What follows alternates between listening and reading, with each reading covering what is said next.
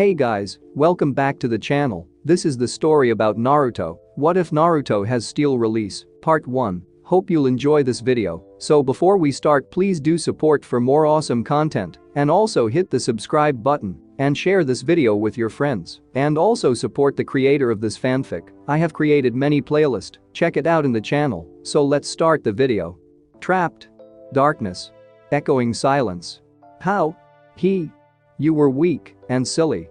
Remember. Think. Shake off frenzy. Wandering through the empty world, never reaching the moon. Picking slim, meat stale, and old. It was so boring. The summons. An ancient compact invoked. Curiosity and compulsion follow the pull through time and space. Arrival and joy. Blood flows like water, meat fresh and quivering, fragrance of terror in the air, and something else. The thing smells of blood, of rot, of power. Compelled by the summoner to destroy the thing. Turn away from the banquet. Fulfill compact now, feast later. Maybe it'll play with us? Hard to jump rope with 4 legs though. It fights. Fangs, claws, and primal rage.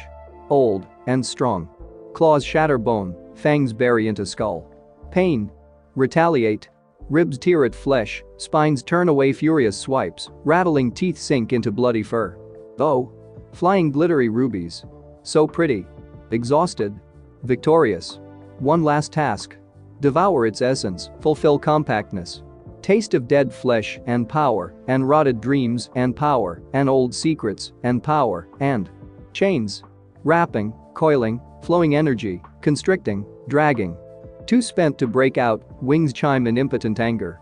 Then darkness, nothing. Focus. Examine. See the prison. Look at the pattern. The seals are supposed to link the container and the container. But this isn't meant for us. Yes. Won't work on the already dead. Freedom when the prison breaks. Too weak though, rest. Stay awake. No. Concentrate. Last of energy, plan for future. Extend, push, create the tiniest crack in prison walls. There. Done. Tired. Rest now. Yes. You sleep now. After all, we have all the time in the world. 10-year-old Uzumaki Naruto was having the day of his life. Today was his birthday, but that wasn't what made it special. For the first time ever he had beaten Uchiha Sasuke, the best fighter in his class, in a sparring match. It didn't matter that Naruto had cracked the system the instructors used to assign partners and designated sparring circles based on calendar date. Or that he had rigged the circle the night before by half burying several marbles into the center, concealed it with a layer of loose dirt, and then during the match lured Sasuke over the trap, where he lost his footing and tumbled into Naruto's waiting fist. Ninjas were supposed to be sneaky, and this was Naruto's first of what would undoubtedly be an unbroken series of victories over that broody bastard en route to being the greatest Hokage ever. That wasn't all though. Weeks of meticulous planning and covert action had culminated in the unveiling of his greatest prank yet. He had gotten the idea from academy classes on methods of passing secret messages via invisible ink, and after extensive library research and experimentation had figured out how to spike the academy's practice of invisible ink with various colors. Several nights of secret Hokage monument painting with invisible ink, then an hour after classes with a hand pump hose and a barrel of ink reagent, and the fruits of his labor was visible for all Konoha to see. Naruto thought the 4th Hokage looked particularly imposing with pink hair and purple lipstick, and Jiji didn't look bad either with green hair and red swirls on his cheeks. Of course, not everyone in Konoha shared Naruto's refined sense of humor, so he wisely chose to hide out in the forest until nightfall to evade pursuit. To complete the perfection that was this day, he had the foresight to prearrange a hiding place with a crate of cup ramen, bottled water, and a cooking pot. It was a happy and sated Naruto that finally made his way back into Konoha around midnight. The whole day had gone off without a hitch, and the only way that it could have been better is if Naruto had found some way to have old man Ichiraku deliver freshly made ramen to his hiding spot without giving himself away. He was so caught up in his thoughts, dreaming up ever more audacious ideas for his next and greater prank, that he didn't hear the footsteps converging behind him, didn't notice the faint scent of alcohol. By the time he saw the shadows and turned, it was already too late. Saratobi Hiruzen looked down at the frail young blonde beside him with a heavy heart. It had become routine for him to visit the boy in his private hospital room for a few minutes each night after leaving the office. He would spend the time talking to the boy, looking for some signal of recognition, trying to find some spark of life. Sarutobi knew that the young orphan's life had been difficult. Despite the fourth's wishes and his own best efforts, the majority of people had chosen to project their grief and rage over the death and destruction from the Kyuubi's attack on the only target they could find, the child who served as the demon fox's container. He knew that Naruto regularly faced hostile glares and whispered insults and suspected that a number of merchants were conspiring to sell him poor quality goods at inflated prices. He never imagined, however, that any of Konoha's citizens could take things so far as to try to kill a defenseless child in cold blood. An ambush patrol had found Naruto, badly beaten and near death, in a dark alley in one of the seedier parts of the village. It had taken Konoha Hospital's best trauma team hours to stabilize the boy, and another 3 months would pass before his injuries fully healed, with one exception. But he never woke up. After spending 4 months bedridden in a coma, Naruto was a shell of his former ebullient self. His skin was pale and pasty, and his once vibrantly golden hair hung limply in faded shades of yellow. The hospital's head doctor had assured the Hokage that there was nothing physically wrong with the boy and that all treatment methods of waking him had been tried. Now they could do nothing but wait and see if Naruto ever emerged from the coma on his own. Sarutobi had launched an investigation right away. His personal feelings for Naruto aside, he was determined that villagers heartless enough to beat a young orphan nearly to death be punished under the full extent of Konoha military law. Perhaps something like that was acceptable in other hidden villages. But his predecessors, his successor, and he himself had worked too hard and sacrificed too much for the village for him to allow Konoha to go down that path. At first there were no leads. His determination stood in the face of the villagers' seeming unity and its hatred of the Kyuubi's vessel. It was only when Sarutobi ordered the Inuzuka and Yamanaka to join the investigation with their specialized clan abilities that results were produced. The aged Hokage glanced at the wall clock and sighed. Once again he had allowed himself to overstay his own self-imposed time limit for visiting Naruto. Placing a gentle hand on the boy's forehead, Sarutobi made his farewell as he had every day for the last 4 months. "I'm sorry, Naruto, I have to go now. This old man still has to get up to work in the morning." Pausing at the door, Sarutobi turned and looked at the boy again. Laying in the adult-sized hospital bed and illuminated by the shard of wan moonlight from the room's single window, he looked ethereally fragile. "I wish I could have done more for you." Naruto awoke with a groan, wondering why his throat tasted like someone had shoved an entire box of cotton swabs down it. Blinking his eyes open, he was immediately assaulted by painfully harsh light. He slammed his eyelids shut and brought his hands up to cover them, only for his left arm to be jerked back down. Opening his right eyelid a sliver at a time and peeking through the gaps of his fingers, Naruto tried to figure out where he was. His eye, long unaccustomed to processing light, grudgingly and haltingly reacted. The indistinct sea of whiteness that had been Naruto's world slowly gave way to 3 blurry white walls and a window that let the light of a midday sun stab straight to his brain if he looked directly at it. A hospital room. That must mean his left arm was being held down by intravenous tubes.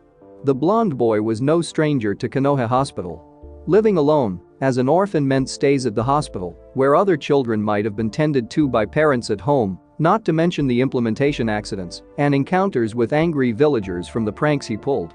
But still, he had never felt quite this horrible waking up in the hospital before. Naruto slowly pushed himself to a sitting position, hissing with surprise at just how much effort it took. A few more minutes of blinking had finally adjusted his vision to the brightness. The room looked like the other hospital rooms he had been in before, but by the sheer number of intravenous drips and devices he was connected to, he could tell that whatever had put him in the hospital this time had been serious. His body also looked different, but that wasn't all. It was like something at the edge of his vision.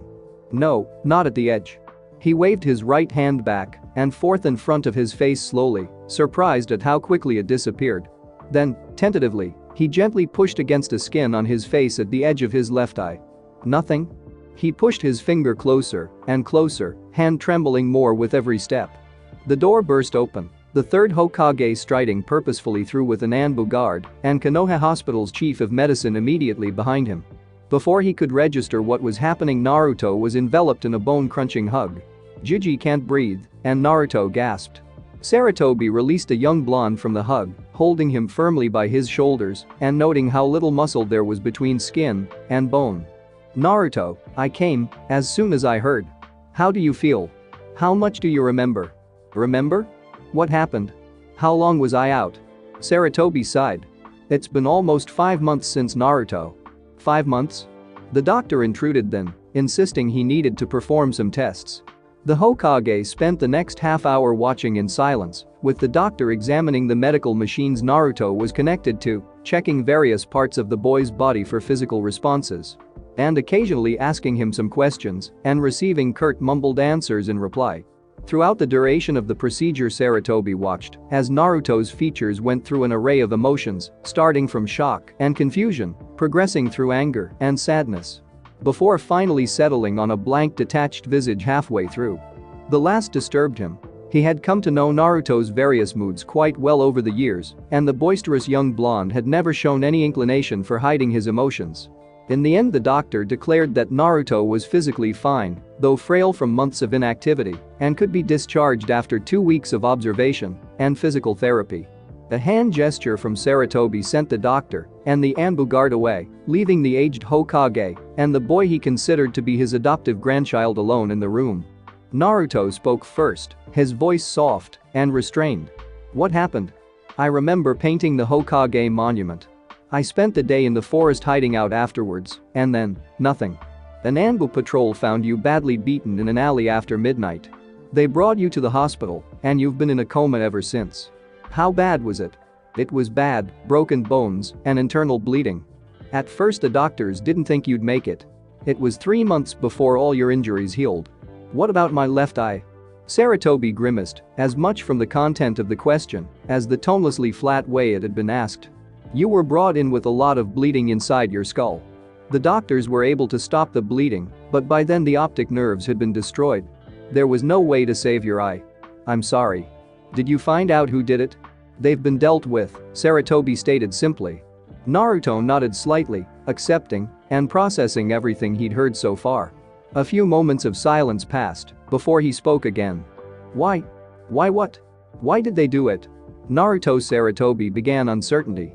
He was no stranger to difficult choices. As Hokage, his position made the welfare of all of Konoha his responsibility.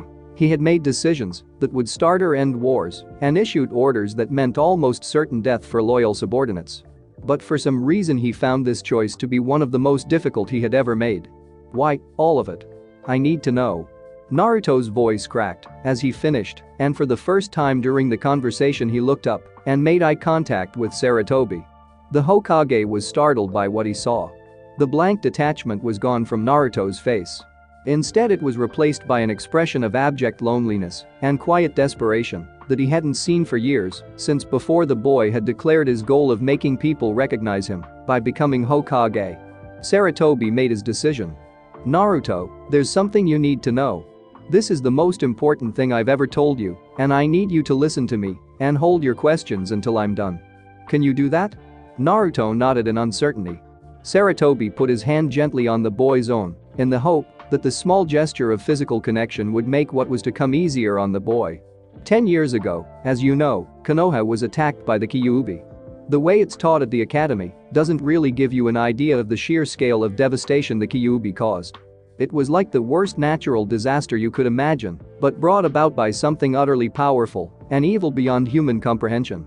It was a fundamentally life-altering event for those of us who lived through it, something that still haunts our nightmares to this day. Sarutobi paused for a few seconds to let the young boy absorb what he had heard so far. Konoha lost many good shinobi that day. None of the clan families emerged unscathed. Worst of all, the fourth sacrificed his own life to end the threat. He had been Konoha's greatest hero during the Third Great War and was at the prime of his life when the Kyuubi attacked. We all looked up to him, projected our hopes for a better, more peaceful future on him. When we lost him, it nearly broke us as a people. The grief that fell over us, it's something I hope you'll never have to experience. I know what they teach at the academy, but, as powerful as the fourth was, he couldn't defeat the Kyuubi. Maybe it's an elemental part of the world that simply can't be destroyed, I don't know. All I can tell you is that it was a time of desperation that you couldn't possibly understand. The Kyuubi was approaching Konoha, and nothing was working. Many good men and women, some of them civilians, went out to meet the threat knowing that death was inevitable, just to buy a few more minutes. Out of that desperation, the fourth came up with an audacious and terrible plan.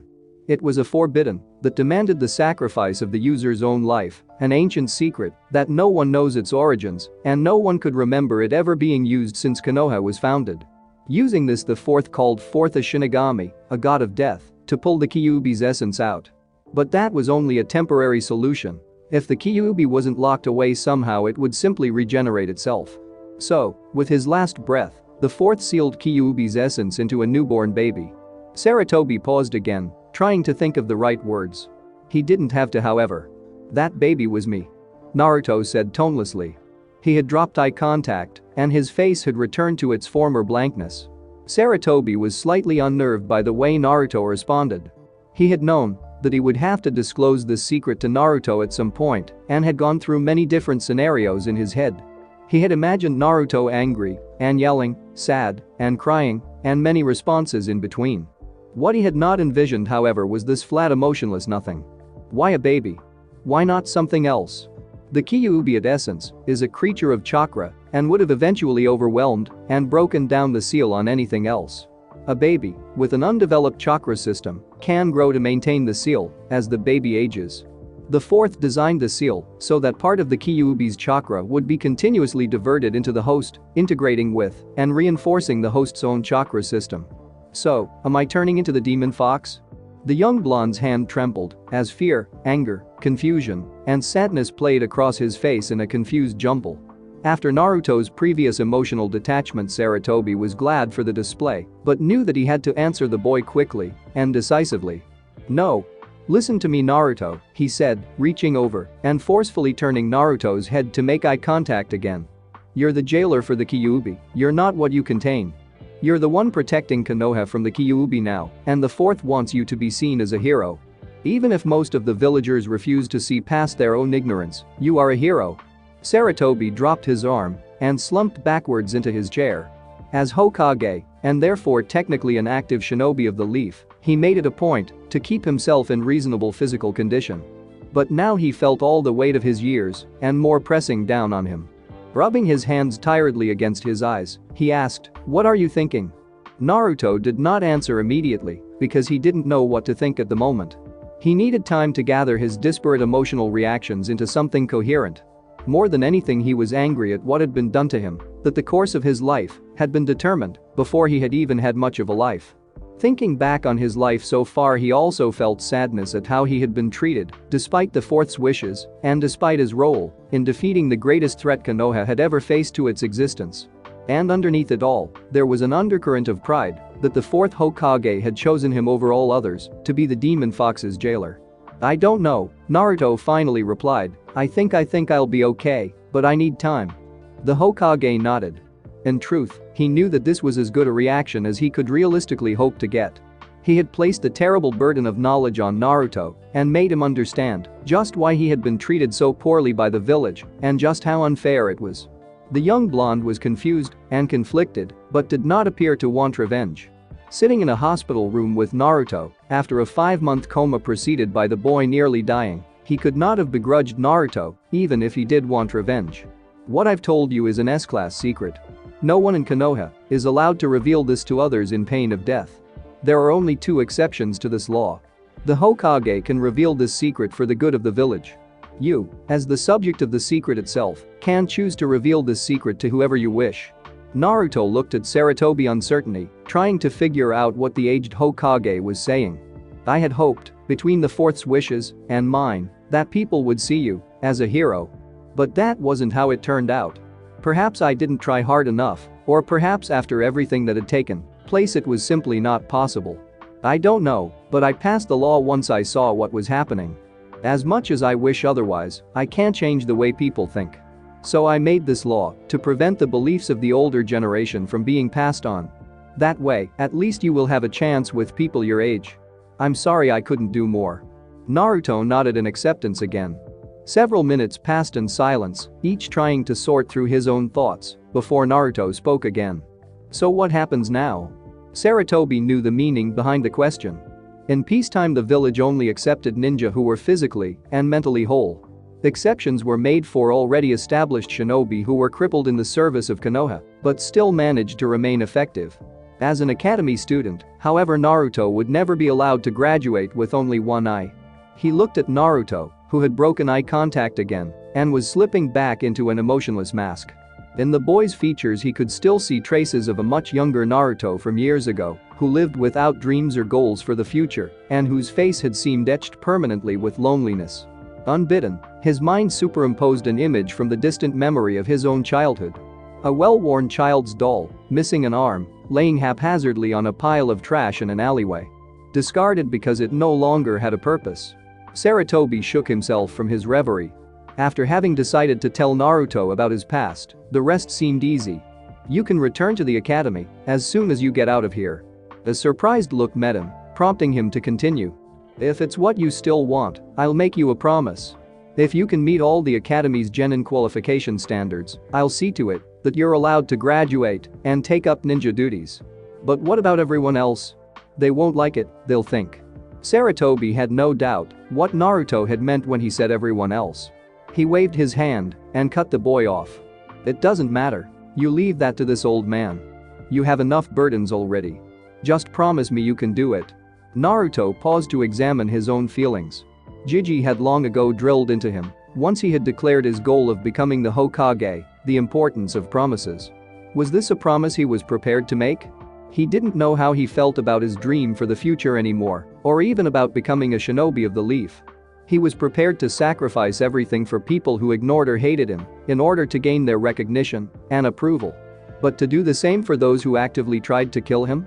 He didn't know if it was something he could do. But what else was there for him to do? He reached back for memories from his youth, from before the orphanage had kicked him out. Before Jiji had taken him to Ichiraku's for his first bowl of ramen, before the conversation that had changed his life. There weren't many memories he could pull up. His life then had been little more than a pale existence, and one day of no one looking at him was much like another. No, he couldn't go back to that, couldn't live like that again. A faded dream was better than no dream at all.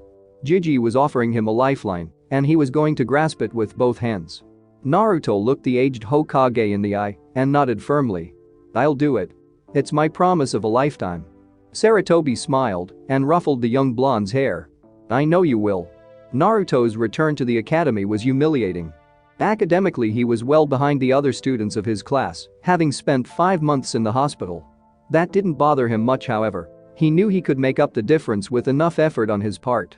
He had also expected his already meager thrown weapons skill to drop off precipitously, where he once was able to get 4 out of 10 throws somewhat on target. Without the benefit of parallax he was lucky if 4 out of 10 even landed on the large wooden post that held the target. He was never going to be great at throwing weapons like that girl he had seen 1 year ahead, but he knew that with enough practice he could bring his skill back up to at least qualify for genin level by graduation. His biggest problem, however, was in taijutsu. The loss of muscle from his extended hospitalization had immediately dropped him from the top half to the bottom half of the class in sparring ability. And once the others learned how to take advantage of his field of vision, even Sakura was able to beat him 1 match out of 3. He had responded by making repeated forays into the library to research alternative taijutsu styles and strategies, and then trying to imitate them crudely in an attempt to catch his sparring partners off guard. Nothing worked, however. His worst experience was when Sasuke, seeking revenge for being beaten months ago, had thrashed Naruto up and down the practice lot for the duration of class, using only 1 arm and with a mocking smirk permanently plastered on his face. Even after he had managed to rebuild all his lost muscle mass, he was still well in the bottom half of the class in terms of sparring ability. This led Naruto to 2 conclusions. First, he decided that he needed every edge he could get with his impairment. He returned to wearing the arm and leg weights that had been part of his physical therapy and added more weight, as well as a weighted body vest, as he got used to the extra load.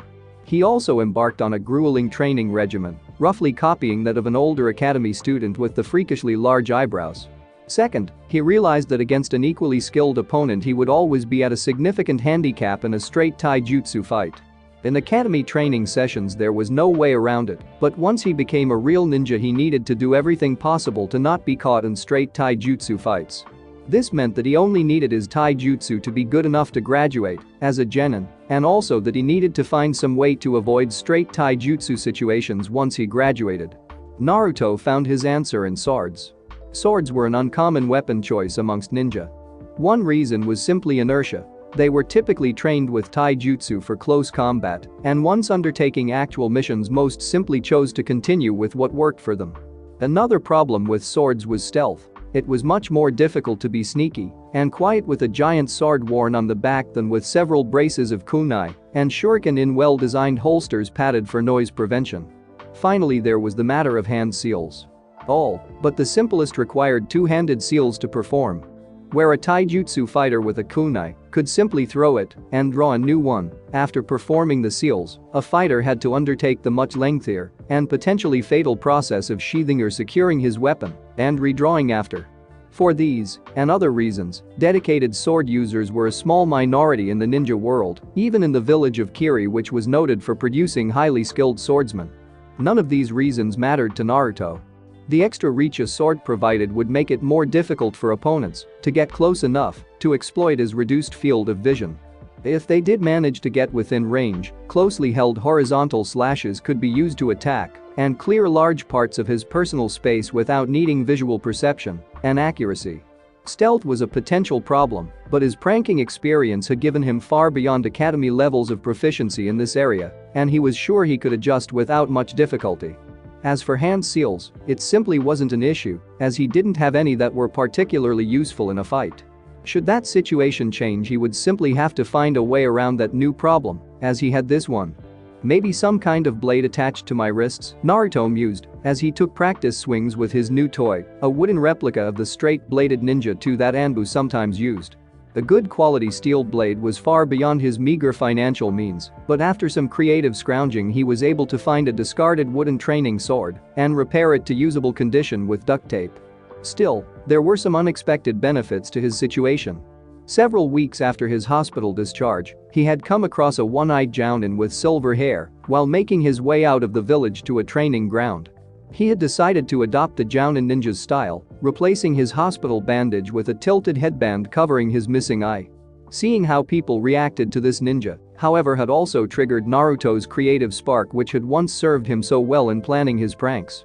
He had returned to academy classes shortly after his year group began studying Henjno in earnest and had spent many evenings practicing on his own in order to catch up. As the academy instructors taught it, the amount and quality of your initial transformation depended entirely on your skill, while the duration you could maintain the transformation depended entirely on your chakra supply. Some of the top students like Sasuke could already henge into reasonable approximations of their academy instructors, but they could only hold it for several minutes at a time. Naruto, on the other hand, had great difficulty going beyond transforming specific body parts like hair color or height, but he could hold his transformations for hours without feeling drained. That was something he could work with. It was not difficult for him to gather and modify the equipment he needed: some silver hair dye and gel, a battered Chunin-style protective vest, dark blue pants, and long-sleeved shirt. He also lucked into what would turn out to be the most important thing in his entire plot: a discarded little book with an orange cover. After donning his equipment and applying a henge to make himself a foot taller and appear with a Konoha forehead protector instead of an ordinary headband, his disguise was nearly complete.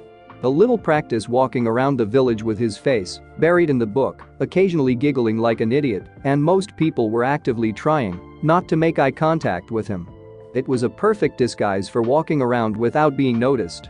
Or rather, with people deliberately trying not to notice him. It also had the added benefit of getting him good quality merchandise along with the active duty shinobi discount from merchants whenever he shopped this way. For the boy who had endured so much, life was finally looking up. The nightmares were getting worse. They began as vague images and distant sounds. Nothing he could identify, but they were enough to wake him in the middle of the night. He responded by doubling his efforts during his waking hours, reading and training himself into exhaustion before dragging himself to bed deep into each night. At first it worked, and his sleep was dreamless, if not entirely sufficient. But eventually the nightmares returned, no matter how tired he was, and he could no longer wake until they had run their course each night. He supposed they weren't nightmares in the proper sense. He was always aware that he was having a nightmare and could even recall details of his waking day, as well as of nightmares from past nights. Yet there was nothing he could do to alter the course of each nightmare as it took place, no choice or action he could take, no point at which he could simply decide to stop and not take the next step. It was as if he was experiencing events through someone else's body. The nightmares became two different yet familiar variants.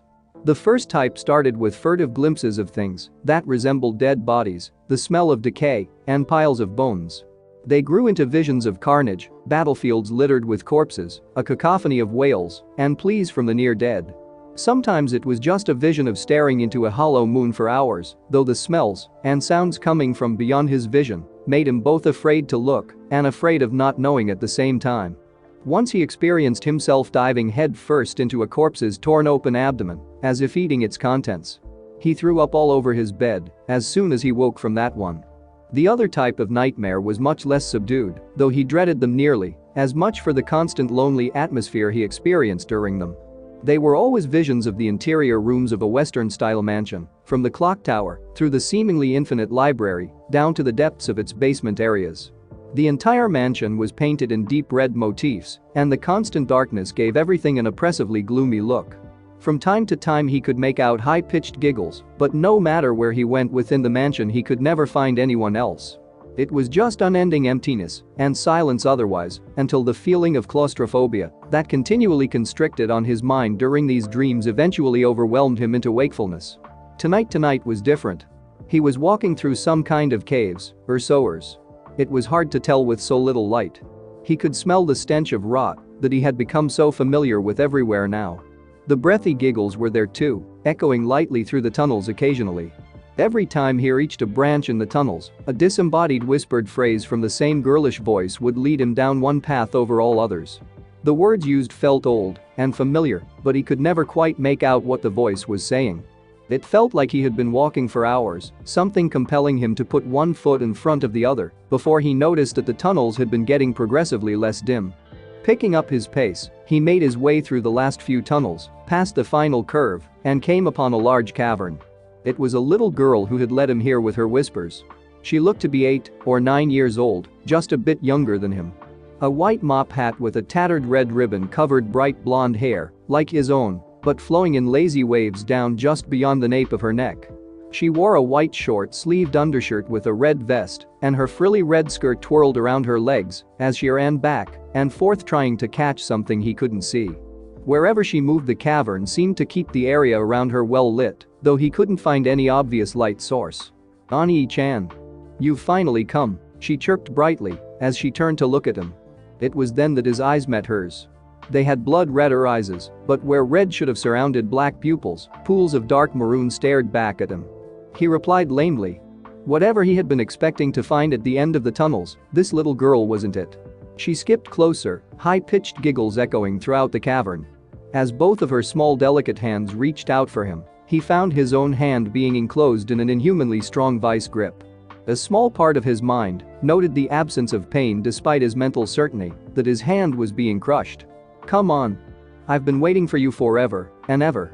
He found himself half-led, half-dragged deeper into the cavern until the pair came to a section of ground lined with chalk markings. It was a crudely drawn hopscotch grid, bent lines, and childish kanji for the numbers. He felt movement against his hand and looked down. A small pebble had been pressed into his apparently undamaged hand. He shrugged and tossed the pebble. He had learned long ago that he could not wake from his dreams until they were ready to release him, and this was less unpleasant than most he'd had. "You're really good at this, Ani-chan. This is so much more fun than playing by myself. This is pretty surreal," he thought to himself as he stood to one side, watching the little girl take her turn at the grid. She seemed to be having the time of her life, shouting and laughing, hair flowing in some invisible wind that seemed to caress only her, red skirt dancing around her legs like flames. She was having fun with the exuberant vibrancy that only small children seem to manage, and he couldn't help but be drawn into the scene. After several rounds of hopscotch and an impromptu game of tag, initiated when the little girl simply beamed him with the stone and screamed, "Tag! You're it," she stopped and looked off into the distance for a few moments. "It's almost time for you to go," she pouted sadly as she turned back to him, "but do you want to see it first?" "It?" She took his hand again more gently this time, and led him deeper into the cavern. They came across what appeared to be a very large alcove, with its entrance blocked by an intricate pattern of crisscrossing chains. A flimsy piece of rectangular paper, bearing a symbol drawn in some strange weaving style, was stuck to what appeared to be the center of the chain's web pattern. He turned and looked at her questioningly, and she pulled him closer to the alcove in reply. A few steps away from the web of chains, there was enough light filtering through that he could finally see what they held back. A pile of bones, thrice as tall as he was, and whiter than that, gleaming in the ambient light, as if polished. The bones were large, far too large for any animal he could think of, and there didn't seem to be any proper order in which one laid against another. And was it his imagination, or did the bone pile just shift slightly? I've been sleeping for a long time. It was hurt pretty badly, and it's taken all this time to get better. Soon, though, it'll wake up. She turned to him and smiled softly. For a flash, he thought he saw an expression on her face that hinted of unfathomable age and weariness, then it was gone, and she was an innocent-looking little girl again. She reached her arms out, and, after a moment, he obliged and hugged her. Today was really fun, Ani-chan. She breathed into his ear. I left you a present so that I wouldn't be so bored. I'll see you again soon, but right now you have to. He jerked awake suddenly, losing his balance as he did so, and tumbling off his bed. Cursing under his breath, the young boy picked himself up only for a wave of nausea to overwhelm him as he tried to focus his eyes in the pitch blackness of his small apartment. Staggering to the bathroom, while avoiding various obstacles, he only just made it before the nausea became overwhelming, and he was forced to violently dispose of last night's dinner into the toilet. Pulling himself up to the sink, while balancing on wobbly jelly-like legs, the boy gargled out the taste of bile with several cups of water before giving his face a good washing. When he finally felt somewhat human, he raised his head to look at himself in the bathroom mirror. It was then that two eyes, reflected in the mirror's surface, met his own. One of them was not his. And he screamed. Hokage-sama? Saratobi Hiruzen was off his bed in a defensive crouch with kunai in hand before the words were finished. As old as he was, far past the age when ninjas typically retired from active duty, he was not known as the god of shinobi for nothing. It took him the length of one heartbeat to identify the voice and recall the assignment the voice's owner was supposed to be undertaking at this time. What is it, Hibi? Is there something wrong with Naruto? The ambush shifted uneasily before responding, an action Saratobi picked up on. For one, as casually outspoken as Hibi, this was a significant tell. 5 minutes ago I heard Uzumaki scream. When I broke in to investigate, I found him huddled in the bathroom, and well, you need to see Hokage-sama. I flagged Nico down to watch his apartment and came as soon as I could. Is he hurt? Is he in danger? Saratobi was already throwing robes on his nightclothes. I don't know. Saratobi threw open his bedroom window and was out in a flash, Hibi following close behind. Seconds later, the pair joined a cat-masked Anbu on the roof of an abandoned warehouse facing Naruto's apartment. Has anything changed? No, Hokage-sama. It's been quiet. Stay here, both of you. Without waiting for acknowledgement of his order, Saratobi made his way inside Naruto's small apartment. Guided by the single light in the apartment, he made his way through the disorganized mess that was Naruto's daily life and found the boy. Naruto? He asked gently. The young blonde did not respond. He was huddled in a corner against a toilet, face in his hands, whimpering.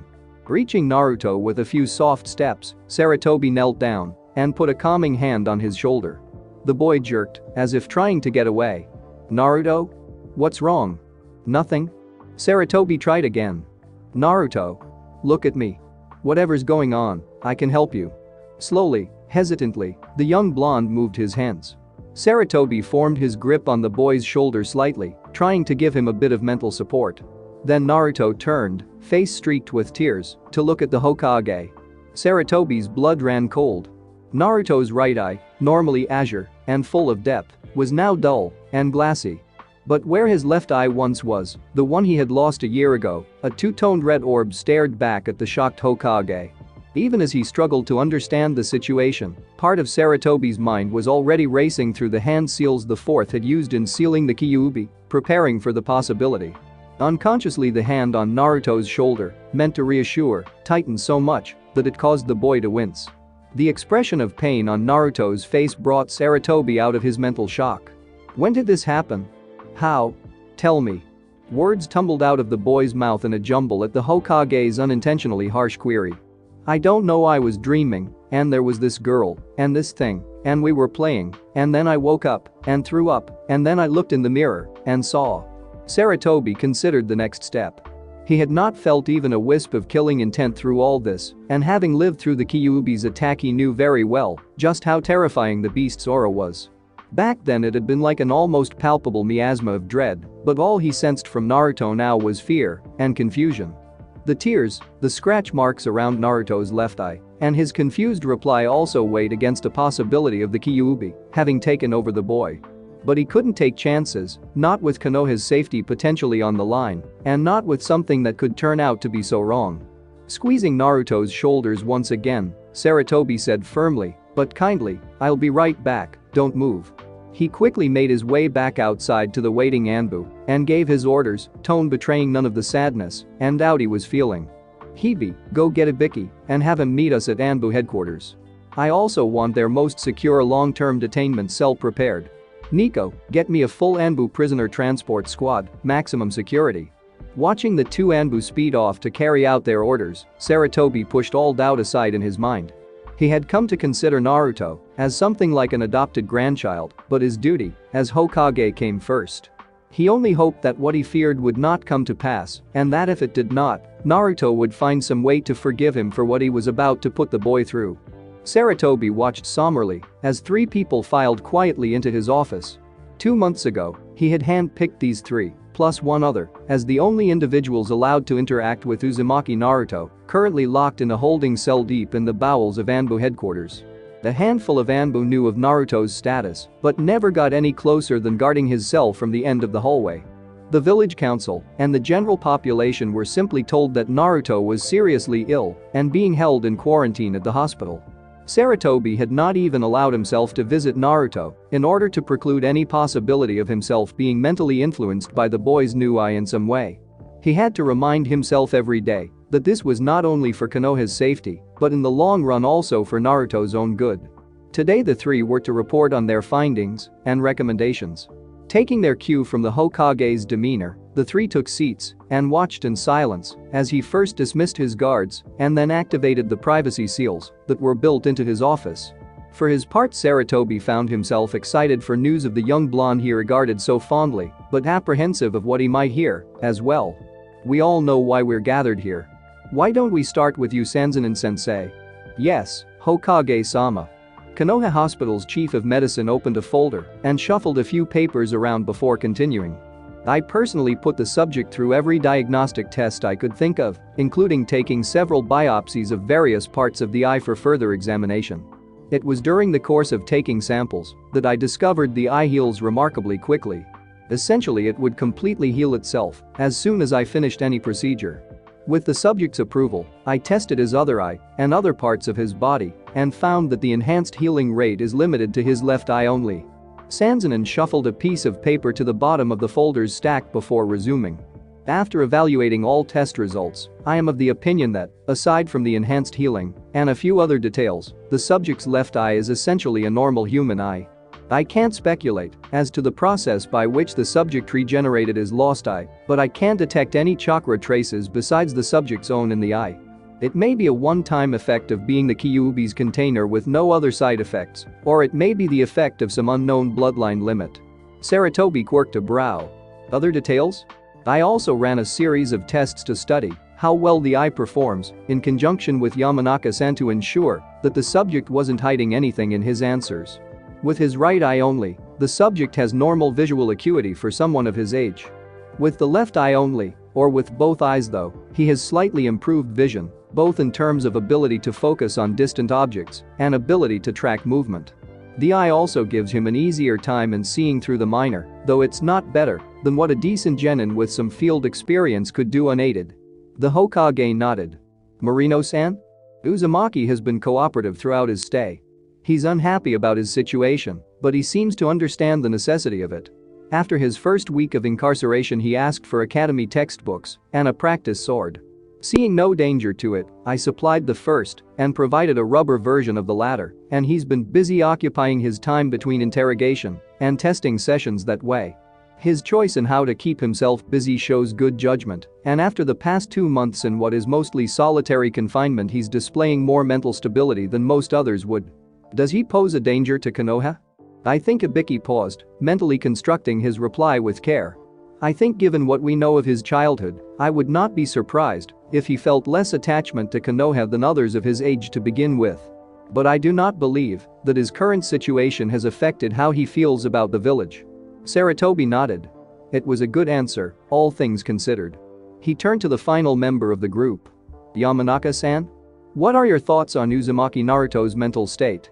Aside from assisting Sanzanin-sensei in his medical diagnosis, I've entered Uzumaki's mind several times on my own. I could not find any trace of the Kyuubi, but given the complex and undocumented nature of the seal the fourth used, that may not mean anything. I was also unable to find any trace of the little girl that Uzumaki reported in his dreams the night of the incident. All in all, his mindscape is a dark and gloomy place, but not beyond what would be expected for an orphan with the kind of childhood he's led. And your opinion on whether he's a threat to Konoha's safety? I agree with Marino-san. I don't believe he's any more dangerous now than he was 2 months ago. I think given his determination to train himself even while incarcerated, I think he would make a useful addition to Konoha's shinobi ranks. That answer surprised Sarutobi. Inoichi had become patriarch of the Yamanaka clan after the death of several elder clan members during Kyuubi's attack, and his hostility to the Kyuubi's container was apparent to all who had eyes to see.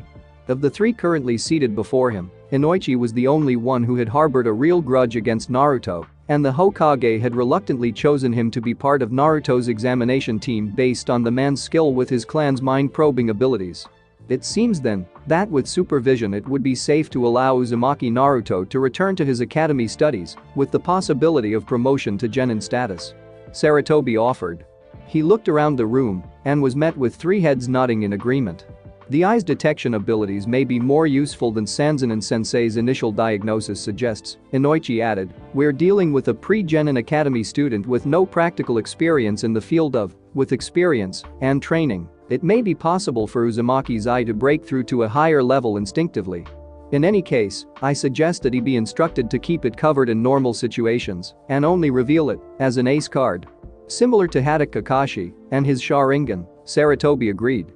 Very well, thank you for your work and cooperation in this matter.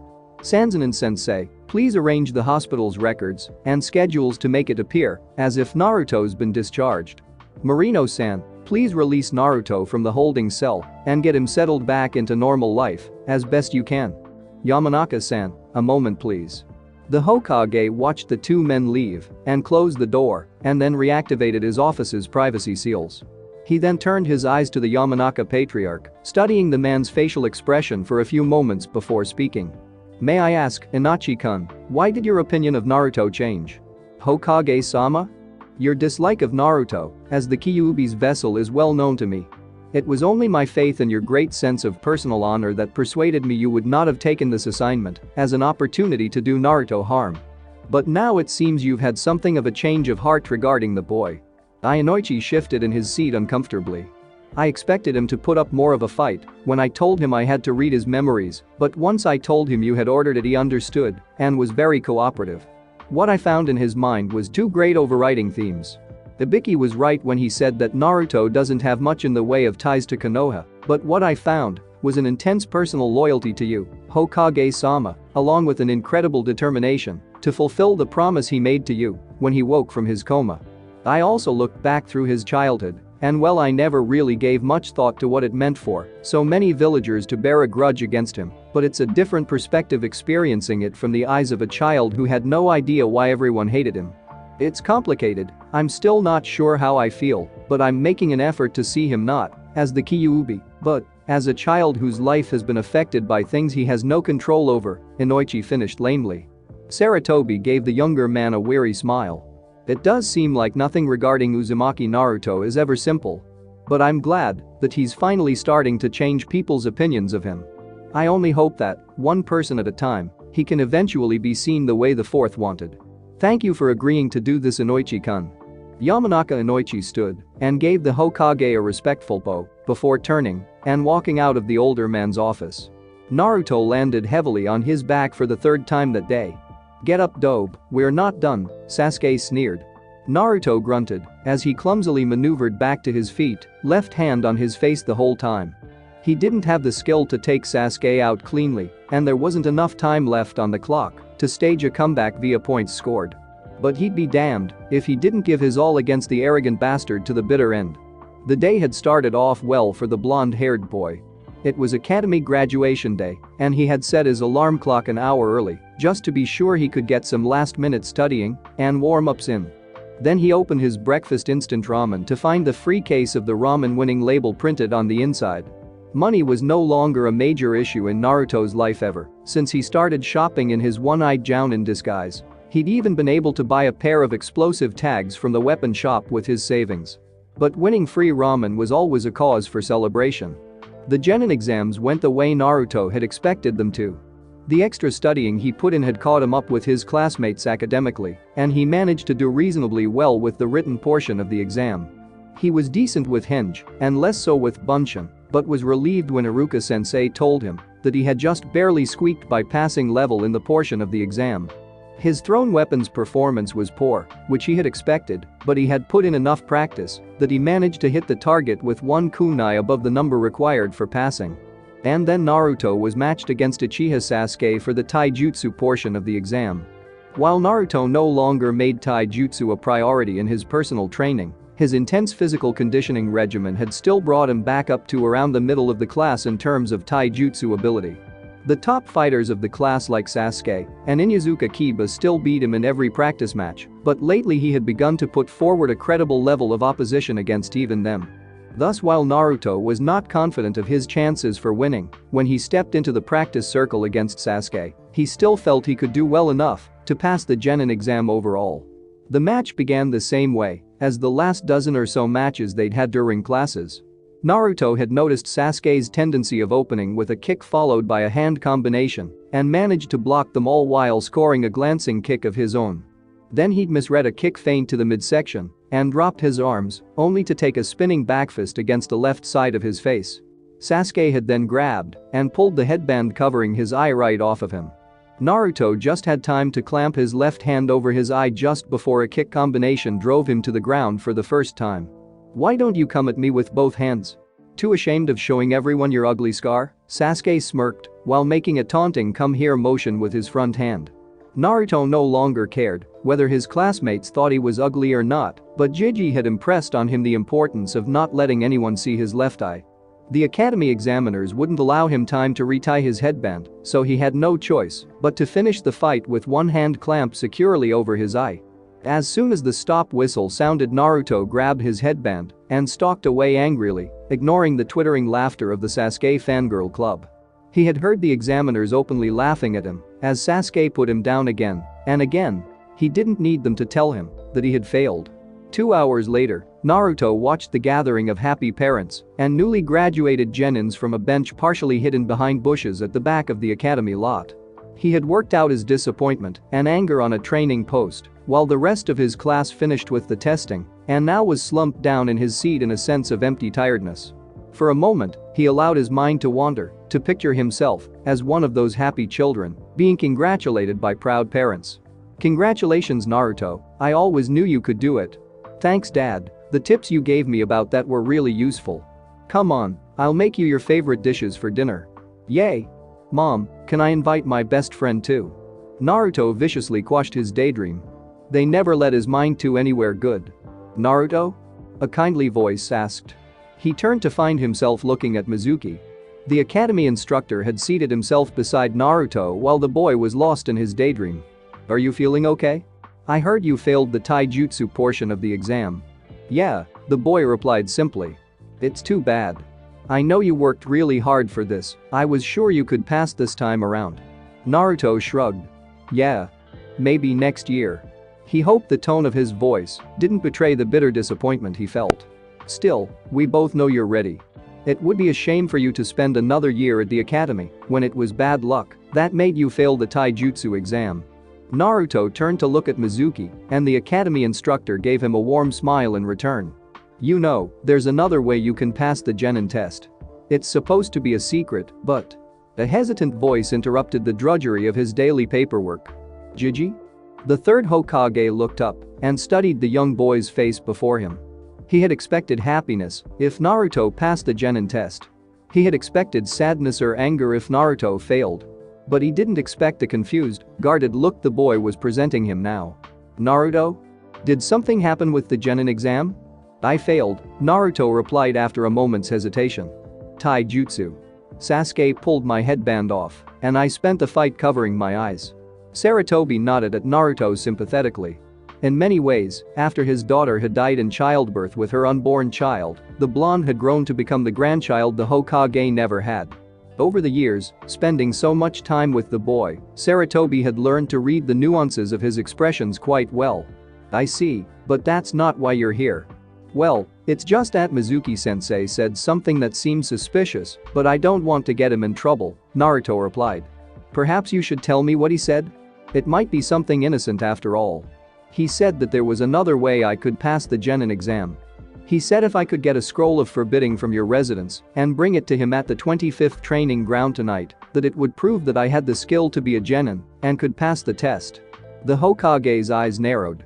He knew exactly which scroll the boy was referring to. Either Mizuki was playing a very cruel joke on Naruto, or Sarutobi was quite old by any standard and was physically nowhere near his prime. But his mind was sharp, as it had ever been. His hand absently activated the privacy seals of his office as his mind threw a plan together in the space of a few seconds. The most important thing was protecting the scroll because it contained some of the most powerful and dangerous to have been used by any Konoha shinobi. But it was just as important to ascertain Mizuki's true intentions. And if possible, Sarutobi wanted to help Naruto on his path of becoming a ninja. Naruto, I don't know what Mizuki's after, but there's no such alternative method for passing the Genin test. Seeing Naruto's expression drop slightly, Sarutobi continued, this is something that may be more important than the Genin test though, and I need your help with it. Would you be willing to? Of course, the boy replied without hesitation.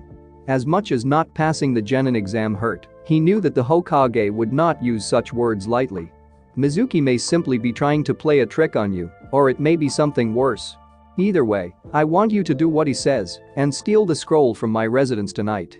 I'll arrange guard shifts to give you an easier time and have some Anbu trailing you so that you'll have backup against Mizuki in case it's not a trick. Do you understand what I'm asking of you? Naruto considered the Hokage's words for several seconds before nodding and then said quietly, I won't let you down, Jiji. Sarutobi smiled fondly at the boy before him, reaching across the desk to ruffle his hair, I know. Now go do whatever it is you do when you plan your pranks. But don't start anything until the sun sets. He watched as Naruto walked out of his office and pulled the doors closed. As soon as the door latch clicked into place, the smile dropped from his face. He turned to the Anbu bodyguard hidden behind a false panel in his office. Get me a Biki, an Anko. Sarutobi Hiruzen listened absently as the group before him bickered back and forth. He was supposed to mediate the debate and be the final arbiter of all decisions, but his mind was on other matters at the moment. The night's meeting had gotten off to a rough start. In a minor act of divinity, the habitually late Haddock Kakashi managed to show up only half an hour after the scheduled time. Unfortunately, some of the academy staff and Jounin instructors had counted so much on Kakashi's chronic tardiness that they were out drinking in celebration of another academy year until half an hour after that. Once all parties were settled in, discussions had begun on how to allocate the 29 academy graduates into three-person teams. It was an extraordinary number, amongst the highest the academy had ever graduated since its founding. The first step was dividing the graduates into two groups, those with some clan-based or other advantages that stood out, and otherwise average children from civilian families. 7 clan offspring were sorted into the first group, plus 1 Haruno Sakura who, though from a civilian background, displayed remarkable intelligence by graduating at the top of the class academically. The 21 from the second group were then sorted into teams. First they were divided into close combat, ranged support, and ninjutsu support types based on academic evaluation. Then teams were constructed by assigning one of each type per team, while taking graduating rank into account. Thus the best close combat specialist of the group would be teamed with 2 relatively poor performing members of the other specialties, while the worst ninjutsu specialist could count on having strong close combat and ranged support teammates. In this way, the 7 teams constructed from children with civilian backgrounds were made as equal as possible while allowing for strong versatility within each team. An unspoken but widely acknowledged fact was that few children from this group would ever get beyond Chunin level, even with a great deal of effort on their part. Many of the current group of graduates would not even be able to pass their Jounin instructors' final Genin tests and would find themselves back in the academy. Therefore, it was felt that dividing children of civilian background in this way would give them the greatest chance of survival en route to a likely Chunin level desk job. It was during this process that a guard had rushed in to inform the Hokage of the break-in at his residence and that Naruto had been spotted leaving with a scroll. Sarutobi had left the academy staff and Jounin instructors to finish the process of dividing the civilian graduates while he saw to the search for Naruto. He made sure to assign his best trackers far away from where Naruto would be and assigned Mizuki with a pair of inexperienced genin to search that particular area. Seeing Mizuki's admirable, though not entirely successful job of masking his face of emotions, Sarutobi was assured that Mizuki would be able to find some way of ditching his teammates and meeting Naruto alone. Good. The Hokage returned to the conference room in time to find the group starting in on the other 8 graduates. Unlike civilian graduates, clan children with the potential for special abilities were a rare resource that needed to be cultivated in order for their full potential to develop properly. Team balance was taken into account, but so was compatibility of individual clan abilities, potential personality conflicts, as well as established bonds of friendship that could work to strengthen the team's cohesion. The Yamanaka, Nara, and Akimichi children were immediately grouped together. The team composed of their fathers had been amongst Konoha's most effective in their time, proving the synergistic strength of their clan abilities when working together. No one ever doubted, provided they all graduated together, that the current generation would be teamed as well.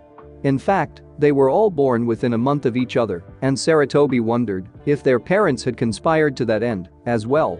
Sarutobi wasn't surprised when his son Asuma volunteered to take on the team as their Jounin instructor. He got along well with the elder Nara, and by all accounts the son was a virtual copy of the father in terms of personality. There was also the fact that Asuma hadn't been allowed to smoke since the beginning of the meeting and was looking for any excuse to finish his involvement and step out early. 5 graduates were left to divide between Haddock Kakashi and Yuuhi Kurenai's teams, meaning one would have a team of 2 genin. Kakashi had volunteered to lead Uchiha Sasuke's team, a logical match given that he was the only one in the village with experience in using the Uchiha bloodline's Sharingan. Then things got complicated. I'm telling you, Uchiha Sasuke needs to be in the larger team. Of all the graduates, he displays the least inclination towards teamwork. Yamino Iruka insisted. He's the rookie of the year, another academy instructor countered. Putting him in the 3-person team will leave the other one much weaker. What if we put the 2 weakest with Sasuke then, that Haruno girl, and someone else? Kakashi offered. Sarutobi glanced down at the academy results spread out before him. Haruno Sakura's formidable intellect and chakra control were both at the top of the class, but she had not done well in the practical aspects of academy instruction. The girl was near the bottom of the class taijutsu, below average in thrown weapons, and tended to perform poorly in field exercises. For some reason, one of her instructors had also scribbled in the margin of her records that her reason for being a ninja is to impress Sasuke-kun, and that despite her stated reason she tended to perform poorly when grouped with him. He closed his eyes and rubbed the bridge of his nose. The girl had great potential, but only with the proper nurturing and guidance from a very good instructor, and only if she found some proper motivation for her chosen career. And though Kakashi had a well-deserved reputation as one of the most elite of Konoha shinobi, proper nurturing and guidance of someone like this girl was not one of his skills. Not even close. No, he decided it would not be a good idea to put the girl in the same group as the Uchiha. It would effectively stunt her growth as a ninja. Keeping to the theme of one female graduate to each team, Sarutobi asked, "What about Hyuga Hinata instead? I'm surprised that her academy records show her as having average taijutsu. She's actually quite a bit more skilled than her academy records show," Iruka replied, "but she has some confidence issues that have held her back when her performance is being evaluated. There's another thing though." The Hokage nodded, indicating that Iruka should continue. She's formed a close friendship with Inuzuka Kiba over the last year, and his encouragement has given her more confidence in her own abilities lately. It's my strong recommendation that the 2 of them be assigned to the same team. Sarutobi pondered the dilemma before him. The Hyuga bloodline was one of the most potent Konoha possessed, and if all it took to improve this girl's performance significantly was pairing her with her friend, then that was the sensible thing to do. On the other hand, that would make the whole issue of team balance more complicated. Teaming Hyuga Hinata and Inyazuka Kiba with the last Uchiha would be a good way to work on the boys' teamwork, as members of the Inyazuka clan were quite well known for their pack-oriented nature and ability to cooperate in groups. But that would leave the other team with Aburame Shino and the Haruno girl. Shino would undoubtedly be a great scout and competent support fighter with his family abilities, but according to his academy record his taijutsu was just above average. Haruno, for all her theoretical potential, was at present not much better than a civilian. That would make for a very understrength team. Swapping the two pairs around would make for more balanced teams. Saratobi had already identified the problems with putting the Haruno girl in the same team as the Uchiha, and Aburame Shino was, according to his academy instructor's notes, as reserved and standoffish as the rest of his clan, if not more so. In a team together, he could not see how three individuals with such personality mismatches could develop teamwork in any meaningful manner. Saratobi came to a decision. With only one Uchiha left in Konoha, it was necessary to nurture him carefully so the clan could be re-established. He would put the boy together with Hyuga and Inyazuka. The other team would be put on probationary status until a close combat specialist was found to round them out, either from the next year's academy graduates or from an already established genin team disbanding. He only hoped that Kurenai wouldn't be too disappointed. Hokage-sama, it looks like you have one more genin graduate. Saratobi looked up to see the conference room's doors burst open, allowing a broadly grinning Mitarashi Anko into the room flanked by an apologetic-looking Chunin who had been guarding the doors outside. One of the academy instructors scowled at her borderline indecent appearance, clad, as she was in her typical attire of tan trenchcoat, fishnet, and not much else. Anko always insisted that it was body-hugging chainmail, though the Hokage couldn't see how it would protect her from anything. "It's all right, I expected her," Saratobi said as he waved a hand to dismiss the Chunin guard. "Now please tell us what happened, Anko." Mizuki from the academy had turned traitor, Hokage-sama, Anko replied. "He's with Ibiki now. I managed to track Uzumaki Naruto down at training ground 25 and then watched from concealment as Mizuki turned up and revealed that he had tricked the kid into thinking that stealing the scroll of forbidden would allow him to pass the genin exams." Saratobi nodded. It was the story he had pre-arranged with Ibiki and Anko when he sent them out on this secret assignment. He didn't know if Mizuki was working with anyone else, and it was best not to lay all his cards on the table yet. "Why did you say that we have one more genin graduate though? Naruto failed today's test because of the taijutsu portion, right? 10 minutes ago he just took Mizuki down one-on-one. I didn't even have to intervene. I'd say that more than qualifies him for genin status." "Impossible." One of the academy instructors barked, "Uzumaki's taijutsu is below average. There's no way he could have beaten the academy's taijutsu instructor." Anko simply grinned even more broadly and cocked her head to one side in reply. The kid had done it by himself all right. It didn't matter what tricks or weapons he used, results were what counted for active duty shinobi. Saratobi smiled. A number of his problems had been solved for him in one stroke. Thanks for watching my video, leave a like if you enjoyed my video and also do consider subscribing to my channel for more awesome content. If you want the next part of this story, let me know in the comment box. See you next time, till then sayonara.